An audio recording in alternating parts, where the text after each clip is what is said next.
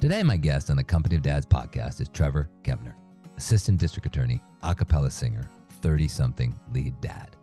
He's a fascinating study of human complexity.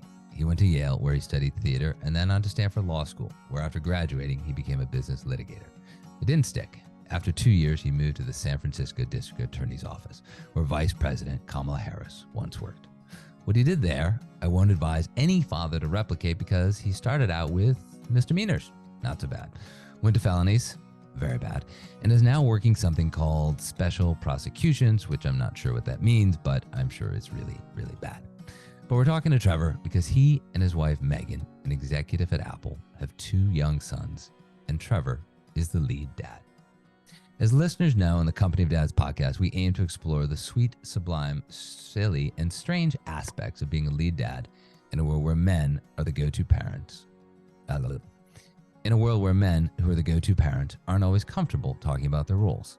A lead dad is not a traditional role for men, whether you work full-time, part-time, or devote all your time to your family. But it's a growing demographic population, nowhere more so than in parents in their 20s and 30s. Trevor, welcome to the Company of Dads podcast. Are you ready to speak for an entire generation? Well, thank you for having me. I don't know that I'm ready to be labeled as speaking for my entire generation, but I'll speak for myself, and if other members of my cohort identify with it or agree with it, all the better. That'd be great. All right. Yeah, let's get serious here. Attorney Kempner, I'm going to put you on the stand here. Okay. Is it true that as an undergraduate at Yale University, you were a member of not 1, but 2 a cappella groups? That is true. I was in one group for the first 3 years of college called the Baker's Dozen. And then I was in a group that is, an all senior group that you have to audition for again, called the Whiffenpoofs, which was very lucky to be in our centennial year in 2009. So we got, a couple extra special concerts out of it. And, I managed our world tour, one of our world tour managers, which was incredible because I basically just got, a blank slate. And as long as I could find concerts to pay for a particular location or a stay, then we could go there. So it was amazing. People regularly ask me like, oh, was it like Pitch Perfect? And I'm like, not really. Like it was that dorky. Yes. But, not exactly like that. But, more than anything, I just got to meet a lot of really wonderful people and travel the world, which was incredible. Well, okay, I'm not going to let you off the stand just yet before we get into other parts here. I'd like to, Attorney Kempner, Judge, I'd like to enter something into evidence here. And I'd like to see if Attorney Kempner, if you could identify this, what I'm about to play here.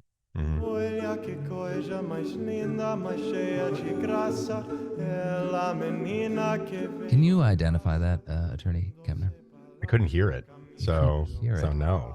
Oh, yeah. Well, the listeners will hear it. It is the girl from Ipanema. Oh, yeah. So it was probably me singing. It was. I didn't hear it, but I can tell you now if you found that clip. Singing in that clip. And I have to ask you, what came first?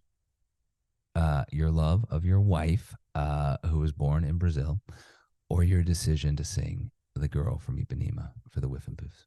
The former, for sure. Megan and I actually met during the year I was in the Whiffenpoofs because she was, at the time, her roommate was at the time dating a guy I was in the Whiffenpoofs with.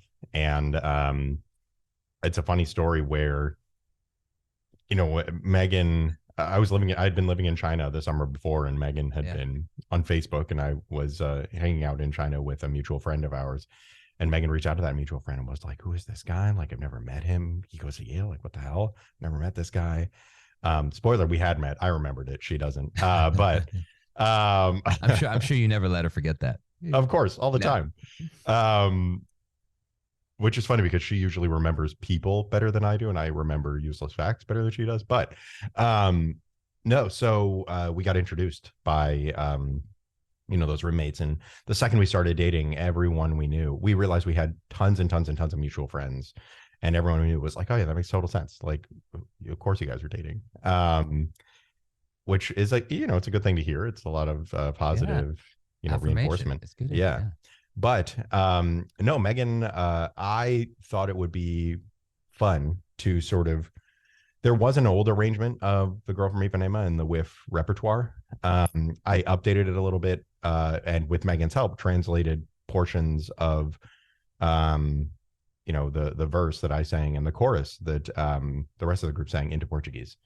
So Megan, and you're like, and I speak Spanish about a little bit of Portuguese, but your pronunciation, it's really good. I had inside help. I mean, I would Yeah, good literally coach. just like sing the verse to Megan, and she'd be like, "No, you said this wrong." I'd be like, "Oh, okay, okay." It's like, "Oh, for the chorus, like, how do I tell the guys how to sing this part?" And she's like this. And so, I would just, take notes, say, "Okay, okay, I got it." No, so I had a lot of help. I do not speak Portuguese, but I faked it for like, a minute and a half, which It was fun. worked. Yeah, Convincing. yeah, One of the things we talk about in the company of dads is how priorities evolve. Hopefully consciously, but they evolve so that we can fulfill our potential as life gets, more complicated. And I think, like, you spent a year traveling and singing with the Whiff and Poos, probably as free as free could be. Now you've got a wonderful job as a litigator. Your wife is working on, international expansion for Apple. You've got two young boys. You live in San Francisco. That's a lot going on. How have your priorities as a man, as a husband, as a father, as a worker, how have they evolved? yeah. That's a great question. I mean, this is something that perhaps not in those terms, but a line of thinking that I think about a lot. Who we were and what our priorities were, 15 years ago when we met, or 13 years ago when we met, um, are obviously very different from what they are now. Something that I regularly say is that I feel very thankful and lucky that, um, you know, the people that Megan and I have grown into in the last 13 years are people that still love each other very much. Hmm. Because people do change for sure, and their priorities change, and what they want out of life changes. Um, so, I mean, I guess the way I often think about this is, I'm sure that it was similar. You're probably half a generation ahead of me. I'd say. I think you would probably count yourself as a Gen Xer, and I am firmly a millennial, kind of square in the middle. I think. I don't know what the actual distribution is, but um, you know, I often feel like your generation probably as well, but my generation was, the first generation where college admission statistics started to be like the thing that governed our lives, where Hmm. I guess they just reached a breaking point where the percentage for admission for each of these schools got low enough that like everyone freaked out, and like there was just this entire infrastructure and mentality built around, like this is the pinnacle of your life's achievement. Yeah. Which like as a 16, 17, 18-year old, you're told like, your entire life is leading up to getting into a great college. And then you get there, the dog catches the car, and you're like, what the fuck do I do now? And you're Right. 18 and Yeah. you're living away from home for the first time. And so many people I talked to felt that way. And they were like, what the hell do I like? This is what I was aiming for. This I is don't know if it. I want to go to grad Yeah. school. There isn't like this Yeah. further thing along the hamster wheel to aim for. Like I'm here. What the hell do I do? And so I, like many college students, had a series of existential crises. And you know, started to realize like, hey, you know, I don't know what my path looks like, and that's okay. And the year that I was in the WIFs and the year I met Megan, I happened to be taking off from school because the WIF schedule was pretty demanding. Most of us in the group took the year off.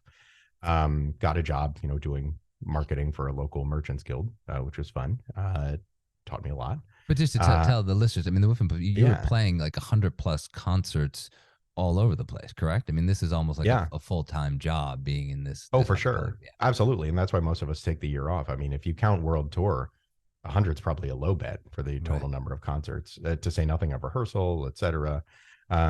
It's really, really demanding. Yeah. And luckily, the job I was working at the time was very understanding and very flexible.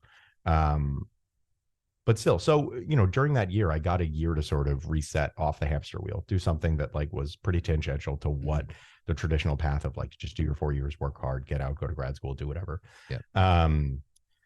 And during that year, I got some great advice where it was like, oh, just read a lot, read whenever you can, read books, read news articles, do whatever, and see what catches your interest.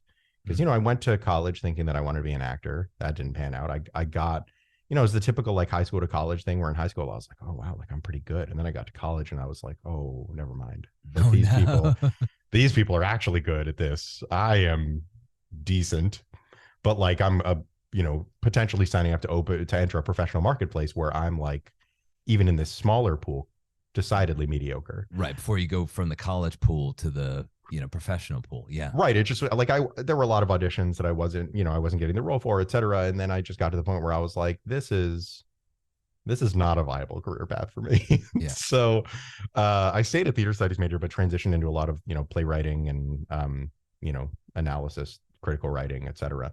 And just sort of fell in love with writing, the process of writing. And during my year off, just naturally started gravitating toward anything I could read on criminal justice and climate. Those were kind of the two things. So went to law school, got really interested in all of that. But, once you are off the hamster wheel, the way a lot of us are raised, the hamster wheel of constant achievement. Yeah. It kind of opens up a lot of things in terms of perspective, in terms of what you think and what you want your life to be. And, if you had asked 18-year-old me, in 17 years, do you think you'd identify as a lead dad? 18-year-old me would have been like, of course not. Like, I don't even know if I want kids, et cetera, like all this sort of stuff. So, this is all to say that like, once you realize that it's okay to have things in life that are really important to you, and they don't necessarily need to be important to anybody else. I mean, obviously your partner, your spouse, that's important. Sure. But what other people think of you and your priorities and your achievements and whatever, if you're okay with it, that's a lot more important. A lot of people say, as you get older, you care less about what people think. And that's probably epitomized by like cantankerous elderly people who are just like saying whatever comes to mind. But I think there's also, it's a gradual process. And I think a lot of that happens, in, I don't know if I would technically call myself middle-aged yet. I probably am. But I hope not, Trevor. You're 35 years old. I hope you make it past 70. Okay. I don't know what average life expectancy for men in the States is these days, but maybe it's around 70. Anyway. No, but this is all to say, to in answer to your original prompt, being a lead dad is something that has become really important to me. And, for reasons we'll probably get into, it sort of happened initially by default, but it is something that is, I don't know if it's necessarily healthy to define my life's goals in terms of my children. Perhaps that's a lot of unfair expectation on them, but it's become something that is integral to myself, my expectations for myself, what I hope to achieve. There's so much that goes into it, but, if I were to look at my life's accomplishments on my deathbed, which is, a thought exercise that I do often, what am I going to care more about? Having healthy, happy, well-adjusted children, ideally at that point, with happy, well-adjusted children of their own. Yeah. Or, like that one trial that I'm thinking about, and obviously I work hard, especially in trial, et cetera. But at the end of the day, it's just a question of balancing those priorities. And, there are people who throw everything into their career. And I just realized I'm the kind of person where like, if I'm the kind of person where I give everything to my career and don't have anything left over for the rest of my life, I will be deeply unhappy. Yeah. I want to back up on one thing here. And you talk about, there's a lot of research that says, women, good or bad, as girls, have some sort of vision as to what they may be like in the future as a mom, as a working mom, whatever. But very few men go through the same thought process as teens. And I know you're very close to your parents. I know your dad worked in finance. Your mom was an attorney. When you think about, them as role models, but more importantly, when you think about, when you were young and you had this great relationship with your parents, did you ever think like, boy, when I'm older, I want to try to be this type of dad? Or was it more what you said before? You were on that hamster wheel and like, let's try to, keep going forward, and we'll deal with fatherhood, when or if it comes along. Yeah. I mean, I did have those kinds of thoughts, but it's hard to sort of parse out exactly when they started. I mean, you probably had an advantage. You probably played a dad in some play when you were young, and so you could, oh gosh, act it out. you know what I did? See, yeah, but it was not one that I would want to emulate. It was a play that no one's probably heard of. what Called was the like an Edward Albee play or something like that? No, Or not quite that bad. It was called The Heiress. And it was my senior year of high school. And as an 18-year-old, I was supposed to play this like, cantankerous 70-year-old guy who like didn't approve of the guy his daughter was marrying. And I was like, well, no, I'm 18 years old. Like, I don't know anything about any of this. No, so yes, but I don't think that was necessarily part of the thought process, because the character, I don't think that he had ever thought about anything like that. I grew up, very, very lucky in a million different ways. But I grew up with a nanny because both of my parents worked. I mean, my dad worked in finance. My mom worked at a law firm until she retired when I was like 12 or 13. Certainly long enough for me to remember a lot of nights where, neither of my parents was home for bedtime. Yeah.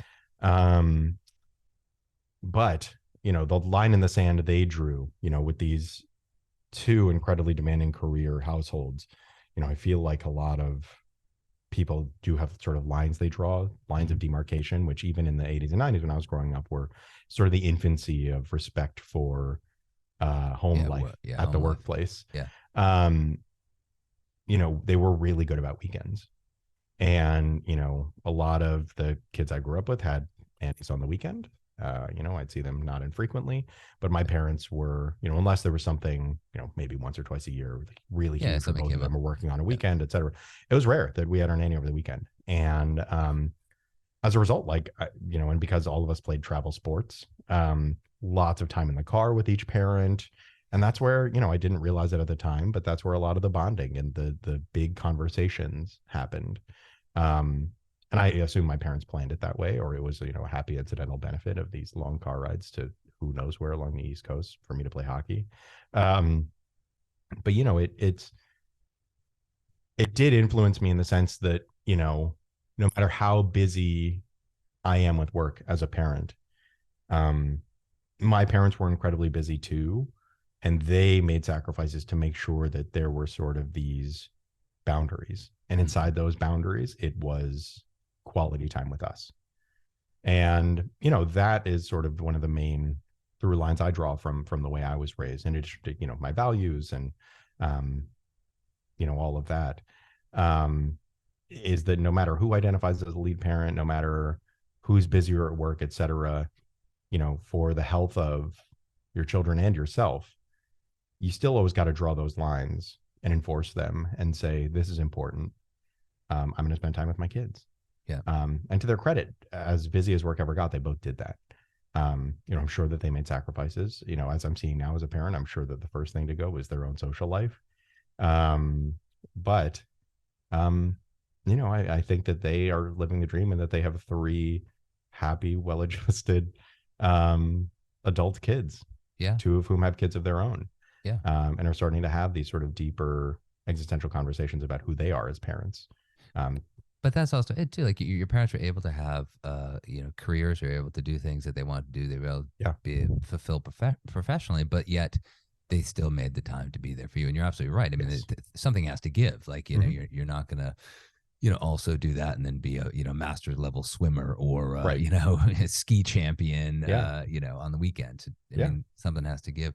You talked about with you and Megan that this was sort of a natural, evolution of you becoming a lead dad, and that's it's a pretty common story, we hear, but I know both of you, and I know you're sort of intentional people. So as it was evolving naturally, was there a moment where you had a conversation around career, around kids, around how things were gonna be sorted out? Yeah, we definitely talked a lot about that. I think a lot of those decisions were made, as I'm sure is common for a lot of couples, just by dint of who we are as people, what our strengths are, what our weaknesses are, et cetera.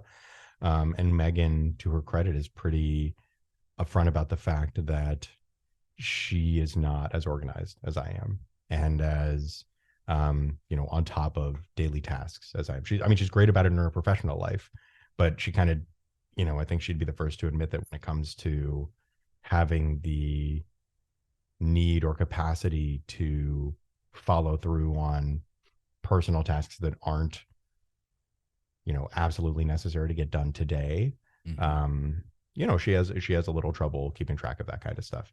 And again, everyone does, but I tend to be a little better at that kind of stuff. So naturally, I started out, and we knew this going in, as kind of the person who made doctor's appointments, who, made sure that, the kids had everything they needed every week. I do all the grocery shopping. I do the interminable Amazon shopping of diapers and wipes and Aquaphor and all this other sort of stuff, because I don't know, mentally, it's just easier for me to keep track of that kind of stuff. And do it. I had never heard of Aquaphor before I had kids, and now I can't imagine a life without it. Same. Myself as well. Like, I just put it all over, When in doubt, it's like, well, before bed, you got to put it all over your face so your lips don't chap and stuff. I mean, Meg gives me crap. She just puts like a dainty little, swab on her lips a little bit like this. And then I just take a huge scoop, like I'm, wiping a butt, just put it all over my face. Anyway, but as it really sort of the percentage division of parenting tasks really kicked into high gear at the beginning of COVID. Because at the time I was in our misdemeanor domestic violence unit, and it is a and role. When you were at the DA's office when your son was born, or were you still? Yeah. So you've been at the entire time you've been a parent. You've been at. Yes. And about 8 months after our first son was born is when COVID hit, and I was in misdemeanor domestic violence at the time, which, as certainly anyone in my DA's office, I assume it's similar to a lot of other DA's offices, because of the kinds of cases they tend to go to trial at a higher rate than other cases. But did they also, the statistics were that domestic violence spiked during the initial, so were you even busier with? Yeah. That was cases? Something that we certainly had to deal with, but we couldn't. Every DA's office and every court in the country was dealing with this to some extent, but we couldn't do anything with the ones that needed to be tried because trials weren't happening, and it depended on the jurisdiction as to when juries were getting impaneled again.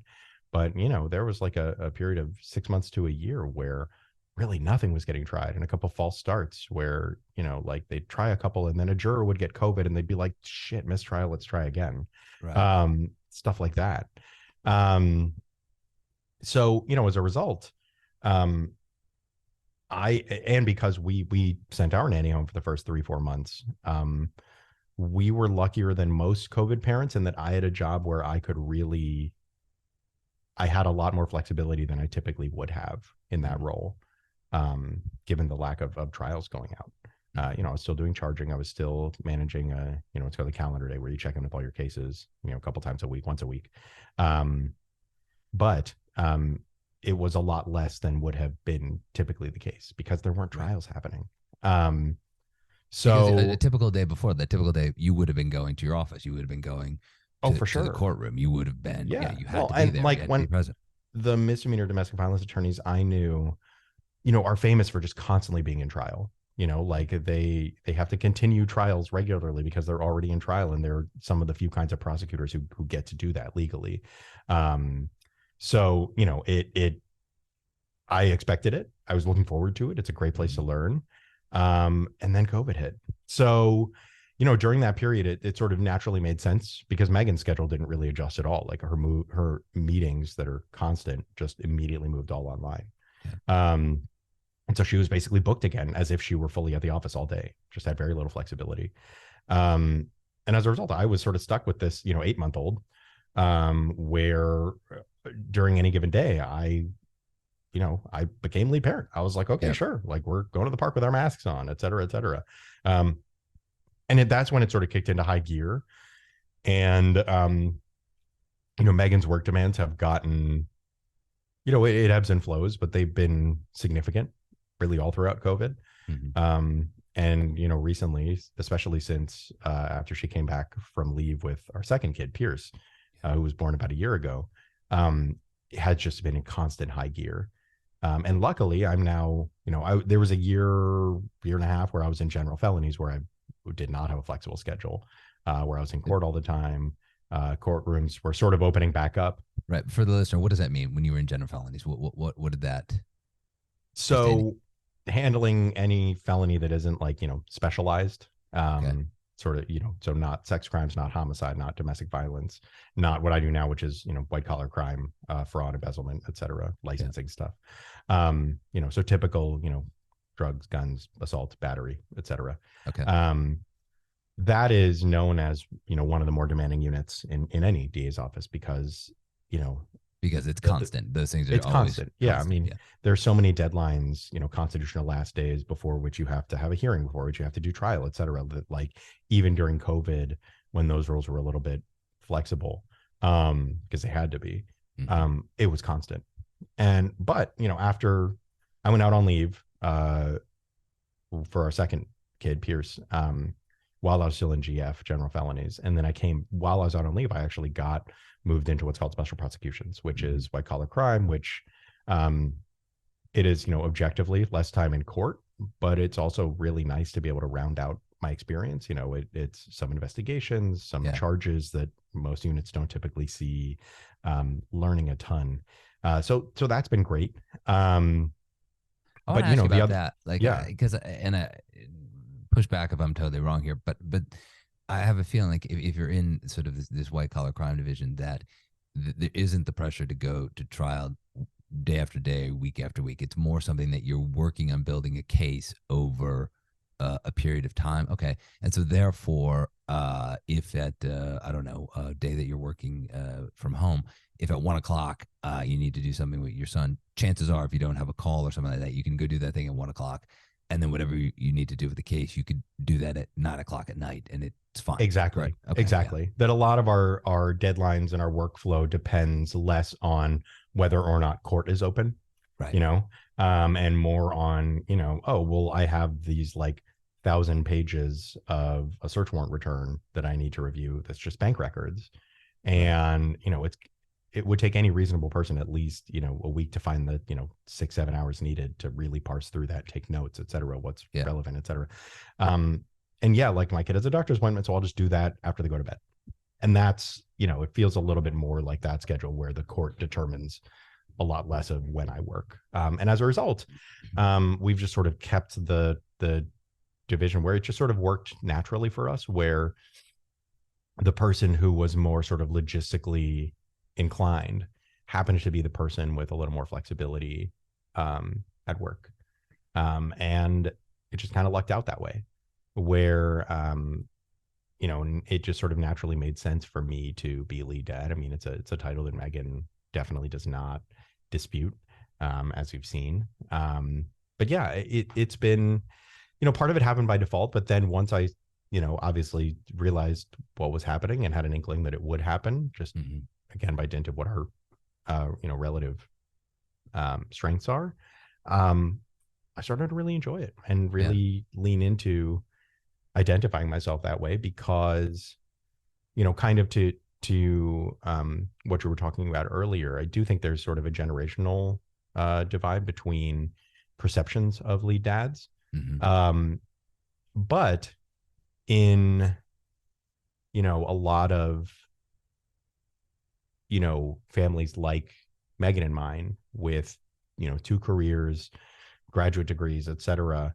In our experience, sometimes the default still does tend to be that the mother ends up being the caretaker, ends up being the sort of lead parent, scheduling the play date, scheduling doctor's appointments, scheduling whatever. I mean, it's obviously part of the larger national conversation on home roles. But it's something that I've become very proud of, unabashedly being a lead dad where, Well, that segues into what I want to talk about because we've been talking about home, we've been talking about work, but what is it like, for you as a lead dad when you're, as I would call it, like in the wild, when you're out there with, with the schools, with the play dates, with, other friends of yours who are men with friends of yours who are women, who are moms, Yeah. and you have to, what is it like, in San Francisco in 2022 when you're having these conversations and trying to sort of manage not the caring, but really the logistics of being a dad. Play dates, school, doctor's appointments. How does that go for you? I mean, by and large, fine. I mean, I don't feel, the way that does a pediatrician call you or call Megan? That's the key. Calls me because I listed myself as the first contact. But that's like just a. I don't think they have the option. They just go down the list. But I think in a city like San Francisco, it is. I rarely get comments like, "Oh, like dad's here," like when it's clear they were expecting mom to be there. That's somewhat rare. Probably only happened a couple times, if that.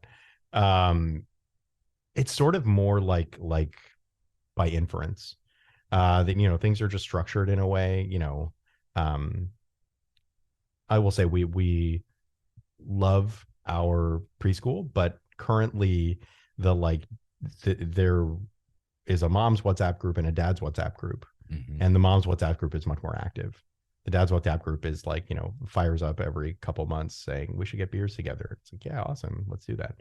And the mom's one is pretty constant. Like, we're planning this after school activity. We're like, who wants to have a play date? We're going here. Who wants to come, etc. And because Megan is on that one, we kind of miss out on some of those opportunities because she's busy. One of the issues here is the sort of control over information.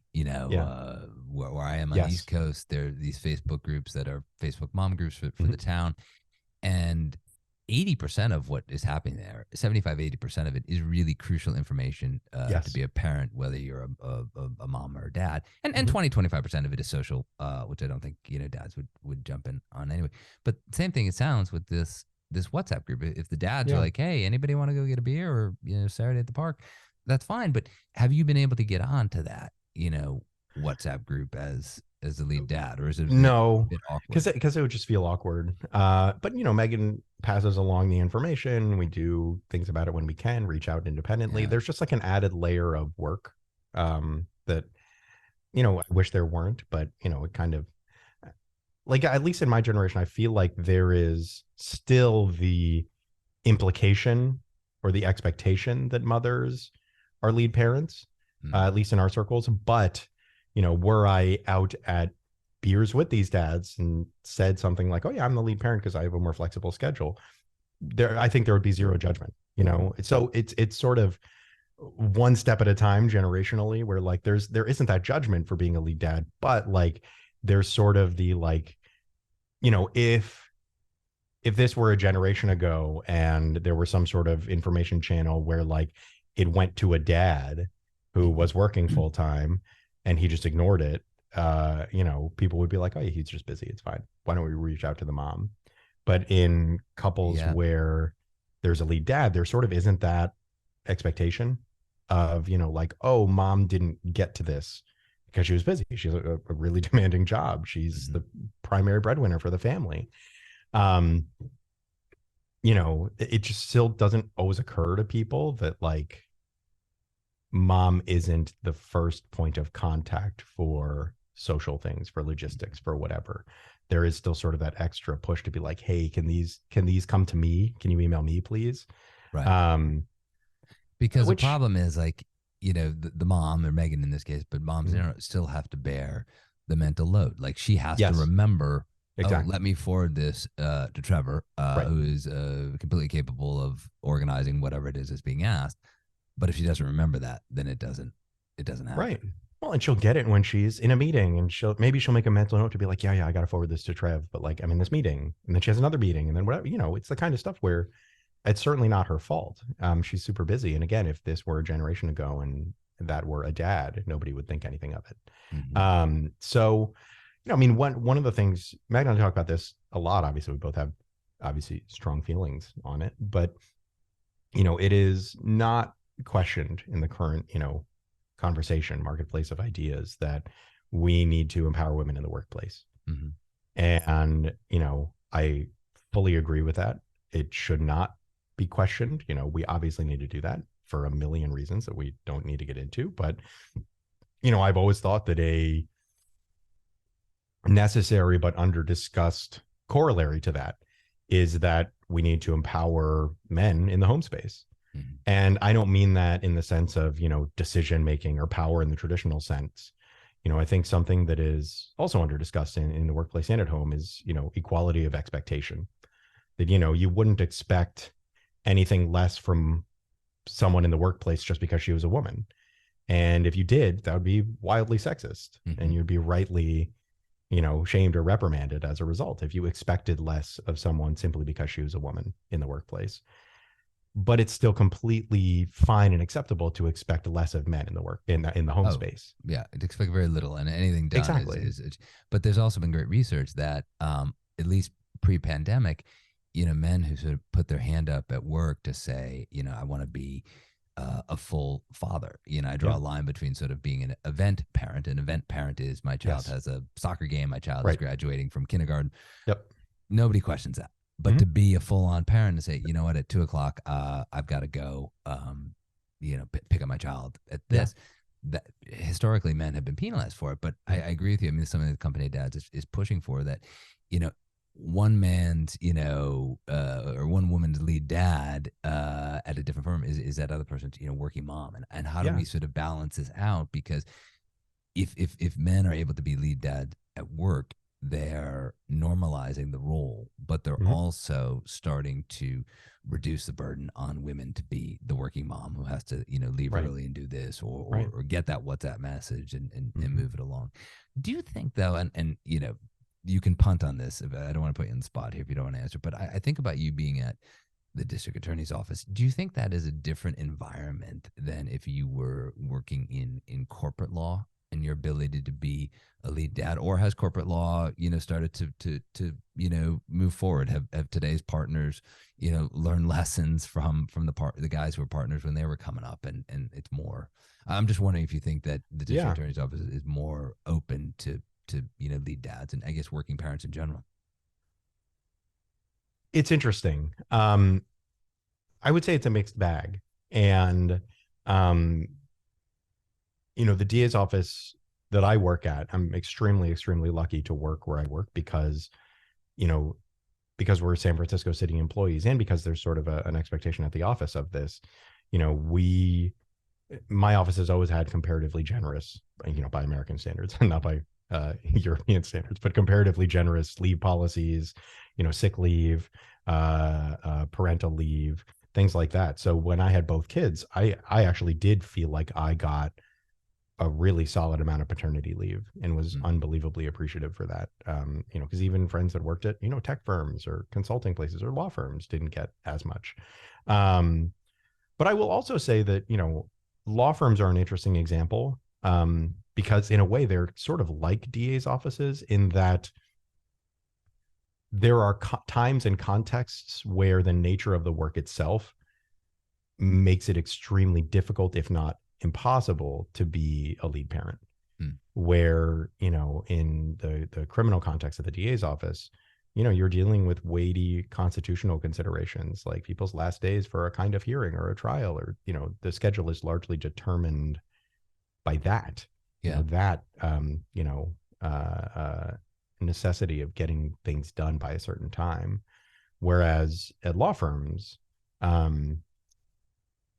there is sort of the norm of constant availability at law firms, where, you have a lot of law firms who, even years ago, the firm I worked at was very well known as being relatively flexible with regard to stuff like that, where, if you needed to work from home more often than someone else, nobody really cared. Did you get your work done? Yeah. But by the same token, if you got an email on a Friday night from a partner saying, I need this done by Monday, you do it. That is something that, is certainly going to be discussed a lot moving forward, when you have two parents with jobs like that, where, it becomes more and more common for two parents to have incredibly demanding jobs like that. That's when it gets really, really tough. I mean, and there have been times when I was in other units or whatever, where like there's just that pressure point where it's like, I have this hearing tomorrow. Like I literally cannot go to this doctor's appointment. And the other parent saying, I have this meeting. Right. And you're like, shit, I guess we're just going to reschedule the doctor's appointment. It is what it is. It's stuff like that. But, I do see, like a lot of businesses or companies that employ, highly educated people. There is this sort of progressive push to, and there certainly is in law firms as well, to be more accommodating of family life. Mm-hmm. But it does pretty regularly run into the realities of how demanding those jobs tend to be. Mm-hmm. And, I'm pretty far removed from law firm life these days. Most of my friends have even the ones who haven't gone into government have gone in-house somewhere at this point. But COVID certainly changed a lot of that. But realistically, there is just a mountain of work at a lot of these places that needs to get done at some point. Right. You could be working all the time, every day, exactly, all the time, and still not get everything done. Yeah. Exactly. And, I think that I feel like we've had a conversation about this previously, but, in some polling, informal or formal polling that Company of Dads has done, mm-hmm. when you have women who are the primary breadwinner, particularly women at sort of the pinnacle of success of their chosen career, like law firm partners, their partners tend to be lead parents. I mean, it's a bit of a convenience survey, but I don't know. I know a lot of senior female partners at law firms, probably because I live outside of New York City. I don't know. Mm-hmm. But every single one of them, their husband is a lead mm-hmm. dad. And they work, they have different types of jobs, but it's the difference, as you described it with you and Megan early on, between a schedule with no flexibility, or a schedule where you don't own your time, versus the opposite, a schedule where you can say, okay, I'm going to block out, this moment to do this. You're still working, but you have that, ability to shift some things around. I mean, that's how I did it at the New York Times for so long. Like, had I been a reporter and not a columnist, it would have been a lot different, because that was, the reporter is analogous to working at a law firm where somebody could tell you on Friday night, hey, look, this just happened. Yep. You got to do it. And you do it. You don't have a choice. Yeah. And that was earlier in my career. But once you're a columnist, it has its own pluses and minuses, but that every week you have to produce this, or you have to produce a book and that. And so it gives you that, control over your time. Yeah. This has been great, but one question, kind of wrapping it up here, I want to ask you, when you talk to your friends, you're 35, your friends in your mid 30s, where are they? Are they optimistic? How do they see, the progress coming, particularly after, those of us who are fortunate enough to be knowledge workers, those of us who are fortunate enough to have been able to work from home, how has it changed the way, they've thought about, work and relationships and parenting, this kind of, 2-year, interregnum where you're all, into your career, but not 30 years into your career? Yeah. I don't know. I mean, I think, if anything, I think that COVID and the changes that it has brought probably just accelerated trends like this. Mm-hmm. That, it was going to happen anyway, that, my generation, particularly, as you mentioned, knowledge workers, I know that it's sort of been a political hot topic, that knowledge workers and the companies they work for tend to be on the forefront of changes like this. Sure. And, you have policies. We're incredibly lucky to have policies that allow for us to define these roles. If you look at Google, if you look at Facebook, if you look, even a lot of the banks and law firms these days have pretty generous leave policies by American standards. I mean, if you look at McKinsey or Bain, or, they have pretty generous maternity and paternity leave policies, because that has sort of become a requirement to attract and retain the highest level talent in my generation in a way that it wasn't a generation or two ago. That's sort of become a baseline requirement. Yeah. And if it isn't at a place, they'll go, great, I'll just go, if I don't know somebody else about their actual policies, but if McKinsey doesn't have great leave, fuck it, I'll just go to Bain, I'll go to BCG. They have great leave. Great. Yeah. And law firms have, it's been a big topic of conversation that law firms have sort of started an arms race in that sense, in the same way that they often do with regard to like comp and bonuses and things like that. But, and certainly tech companies as well. But I think that, the flexibility that COVID required at the beginning really opened up to a lot of people that, there are downsides to this, like obviously at the beginning when everyone was trying to do their job with kids running around at home, like that was a disaster. But a lot of the flexibility is nice, that like people really, really like hybrid work. And that allows even parents who don't consider themselves lead parents, who are like, yeah, my job is super demanding. I'm really lucky to have a partner who kind of takes the bigger load at home, et cetera. They have been more able to lean into parenting. Mm-hmm. I mean, even in little moment to moment things, I mean, there have been a lot of times when Megan is working at home and has a 5-minute break between meetings and goes out and plays with the boys for 5 minutes, and then goes back to work. And that can make such a huge difference to us mentally, but also, to the kids, this sort of notion that, hey, mom's here. Where like, she doesn't have really this sort of, 10-hour block in the day in which she doesn't see them. Yeah. Exactly. I think it's great. I mean, I think that it has sort of normalized more frequent involvement in kids' lives, even for people that are primary breadwinners, are typically would be the kinds of people who were at the office from 7:30 a.m. to 8 p.m. Mm-hmm. A lot of the time they're home instead, which means instead of seeing the parent zero, right, and knowing that they're completely unavailable, maybe they'll pick up their phone, et cetera. You can hear them in their meeting. It's really nice for everybody, I think. I don't know what that means moving forward, but I also think that a lot of people in the knowledge economy have gotten used to it, to the point where they're like, like, I schedule my doctor's appointments around this. I schedule my kids' doctor's appointments around this. I have my 1 or 2 remote days a week, and I kind of can't live without them now. They're like kind of an integral part of my life. It was remarkable how quickly this changed. It was exactly just 2 years. Yeah, exactly. So yeah, I mean, it's definitely changed a lot, but there will always be a total amount of X of work, logistical, whatever, in any couple, and a percentage breakdown in every couple. And I don't know that COVID necessarily changed that, but it did change a lot of things at the margins that just really increase people's quality of life. It's less of a big deal to go to a doctor's appointment for an hour. Mm-hmm. It's less of a big deal to pick your kids up at something and say, I'm blocking out these 2 hours. Got to go pick my kid up. I'll be right back. You don't have the stickiness of a commute, et cetera. Been able to be more honest about it and honest about, Exactly.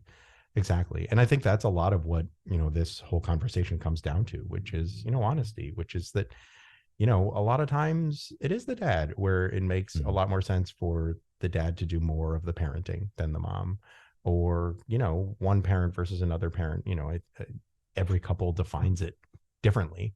But it's definitely moving, I think, in the right direction. I think COVID again accelerated that.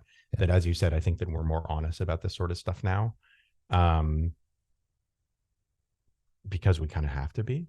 But I think by and large, it will have done a great service to the conversation more generally, that people are just much more honest about the needs of parenting and what that entails and what it requires, such that, conversations like this are, I think, happening more and more often. Yeah, they're more normal.